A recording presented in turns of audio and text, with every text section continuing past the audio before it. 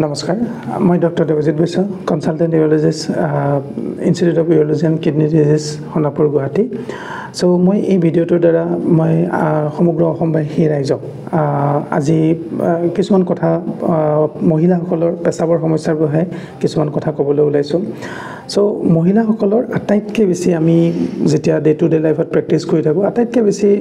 প্ৰব্লেমটো আমি দেখা পাওঁ যে মহিলাসকলৰ পেচাবৰ ইনফেকশ্যন যেটো ইউটিআই বুলি কয় ইউৰিনাৰী ট্ৰেক ইনফেকশ্যন সো মহিলাসকলৰ আটাইতকৈ বেছি কমন প্ৰব্লেম এইটো আমি দেখা পাওঁ ইয়াৰ কাৰণটো হ'ল মহিলাসকলৰ যেটো পেচাবৰ নলী ইউৰেথ্ৰা বুলি কয় এইটো একচুয়ালি পুৰুষৰকে অলমোষ্ট 3 গুণ সৰু থাকে পুৰুষৰ পেচাবৰ নলীটো ইউৰেথ্ৰাটো এৰাউণ্ড 20 সেন্টিমিটাৰ থাকে সেইকাৰণে বাহিৰৰ পৰা পেচাবৰ ইনফেকশ্যনটো পুৰুষৰ ইউজুৱেলি ভিতৰলৈ সোমাব নোৱাৰে কিন্তু মহিলাসকলৰ পেচাবৰ যেটো নলী পেচাব আহা নলী হেতু ইউৰেথ্ৰাটো অনলি 3 পৰা 4 সেন্টিমিটাৰ হে থাকে সো খুব সোনকালে পেচাবৰ ইনফেকশ্যনটো বাহিৰৰ পৰা ভিতৰলৈ যায় আৰু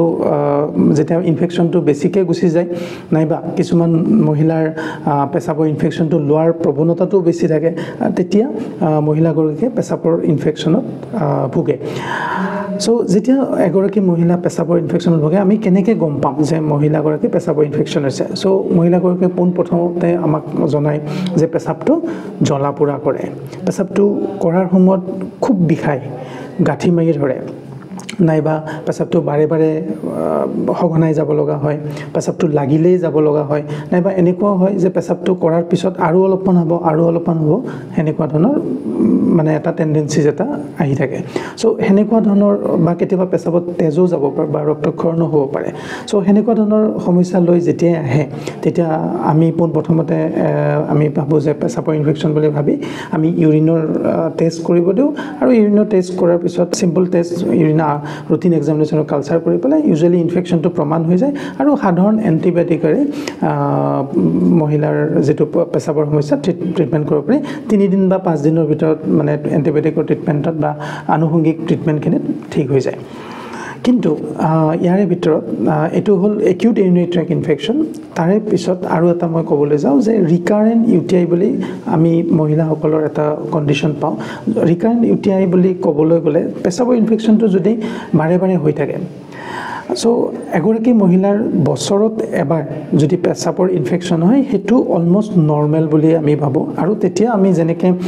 এইমাত্ৰ ক'লোঁ যে মানে যিখিনি ট্ৰিটমেণ্টৰ দৰকাৰ হয় সেনেকৈ ট্ৰিটমেণ্টত 3-5 দিনৰ ট্ৰিটমেণ্টত ভাল হৈ যায় কিন্তু এগৰাকী মহিলা যদি বছৰত 3 বাৰৰ ওপৰত 3 বাৰ বা 4 বাৰৰ ওপৰত পেচাবৰ ইনফেকশ্যন হয় বা 2-3 মাহৰ মূৰে পেচাবৰ ইনফেকশ্যনটো হয় তেতিয়া আমি তেখেতক ৰিকাৰেণ্ট ইনফেকশ্যন ইউৰিনাৰী ট্ৰেক ইনফেকশ্যন বুলি কোৱা যায় আৰু তেতিয়া অকণমান আমি স্পেচিয়েলাইজ ট্ৰিটমেণ্ট দিব লগা হয়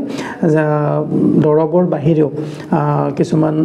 এডভাইচ দিয়া যায় মহিলাগৰাকীক যাতে মানে পেচাবৰ ইনফেকশ্যনটো বাৰে বাৰে নহয় আমি গম পাওঁ যে যেতিয়া বাৰে বাৰে পেচাবৰ ইনফেকশ্যন হয় মহিলাগৰাকীৰ পেচাবৰ ইনফেকশ্যনটো মহিলাগৰাকীয়ে নিজে লোৱাৰ এটা প্ৰৱণতা থাকে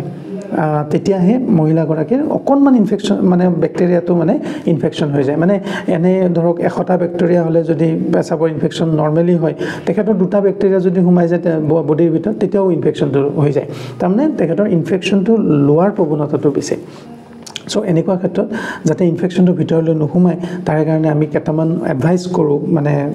পেচেণ্টক যেনেকুৱা যে পানী বেছিকৈ খাব লাগে পেচাবটো ধৰি ৰাখিব নালাগে আৰু লেতেৰা জেগাত সাধাৰণতে পেচাব কৰাটো এভয়েড কৰিব লাগে পাব্লিক টয়লেট বা তেনেকুৱা আৰু যেতিয়াই যদি মহিলাগৰাকী সেক্সুৱেলি এক্টিভ হয় শাৰীৰিক সম্পৰ্ক হোৱাৰ লগে লগে কাৰণ সেইখিনি সময়তে হয় যে আটাইতকৈ বেছি পেচাবৰ বেক্টেৰিয়া ভিতৰলৈ সোমায় সো শাৰীৰিক সম্পৰ্ক হোৱাৰ লগে লগে হোৱাৰ পিছত যাতে এবাৰ পেচাব কৰি দিয়ে আৰু তেতিয়া মানে যিখিনি বেক্টেৰিয়া ভিতৰত সোমাই গৈছে তাৰ 90% বেক্টেৰিয়া পেচাবৰ লগতে ওলাই যায় সো এইখিনি এডভাইচ ফলো কৰিব লগা হয় লগতে আমাৰ কিছুমান দীঘলীয়া ট্ৰিটমেণ্ট মানে নৰ্মেলি যেনেকৈ 3-5 দিনৰ ট্ৰিটমেণ্ট দিয়া যায় ইউৰিনাৰী ট্ৰেক ইনফেকশ্যনৰ তাৰে বাহিৰে আকৌ ইনফেকশ্যন নহ'বৰ কাৰণে আমি কিছুমান দীঘলীয়া ট্ৰিটমেণ্ট দিব লগা হয় 3 পৰা 6 মাহ পৰ্যন্ত দিব লগা হয় সো যদি তেনেকুৱা ধৰণৰ সমস্যাত ভুগি আছে তেতিয়াহ'লে আপুনি আটাইতকৈ ওচৰত থকা এজন ইউৰলজিষ্টৰ সহায় লওক তেখেতে এইখিনি কথা বা এনেকুৱা ধৰণৰ বস্তুখিনি ধুনীয়াকৈ বুজাই দিব পাৰিব ধন্যবাদ